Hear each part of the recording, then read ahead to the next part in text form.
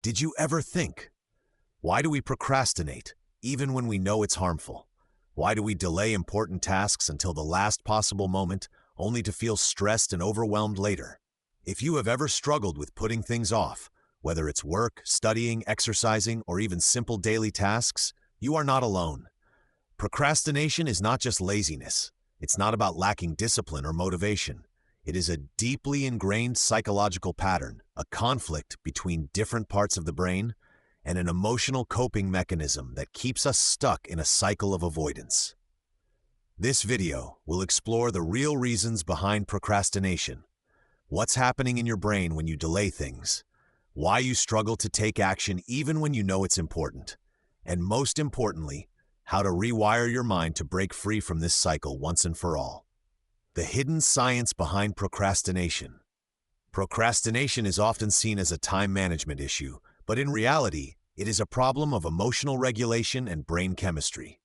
The key to understanding procrastination lies in how the brain processes rewards, threats, and effort. At the core of this battle are two parts of your brain: the prefrontal cortex. This is the rational, thinking part of your brain responsible for long-term decision-making, self-control, and planning. It understands that you need to work, study, or exercise for future benefits. The limbic system. This is the emotional, impulsive part of your brain that seeks comfort, pleasure, and instant gratification. It does not care about the long term.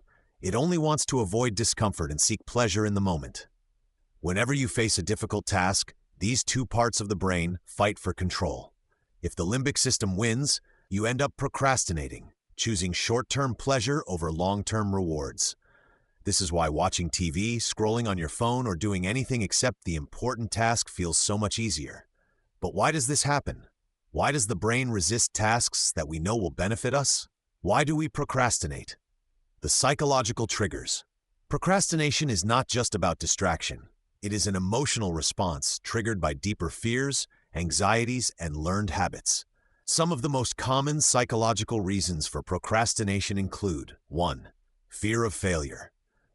One of the biggest reasons people procrastinate is the fear of not being good enough. If you worry that your work won't be perfect or that you might fail, your brain naturally avoids the task to protect you from discomfort. This is why perfectionists often struggle with procrastination, because they set impossibly high standards and fear they won't meet them. 2. Feeling overwhelmed. When a task feels too big or complex, your brain interprets it as a threat. Instead of breaking it down into manageable steps, it avoids the task altogether. You may tell yourself, "I'll start later when I have more energy," but that later keeps getting pushed further and further away. Number 3. Dopamine and instant gratification. Your brain is wired to seek activities that release dopamine, the feel-good chemical. High dopamine activities like social media, video games, or junk food provide instant pleasure, making low dopamine tasks like studying or exercising feel dull in comparison. The more you engage in instant gratification, the harder it becomes to focus on tasks that require effort. 4. Present bias. Humans have a cognitive bias that causes us to prioritize immediate rewards over future benefits. This is why eating fast food now feels better than eating healthy for long-term health, or why watching another episode of a show feels easier than starting that difficult assignment. The brain is biased toward what feels good right now. 5. Lack of urgency. Without a pressing deadline, your brain doesn't feel the need to take action. This is why many people only start working on tasks when they are running out of time. The pressure of a deadline forces the brain to act, but this last-minute approach often leads to stress and poor results.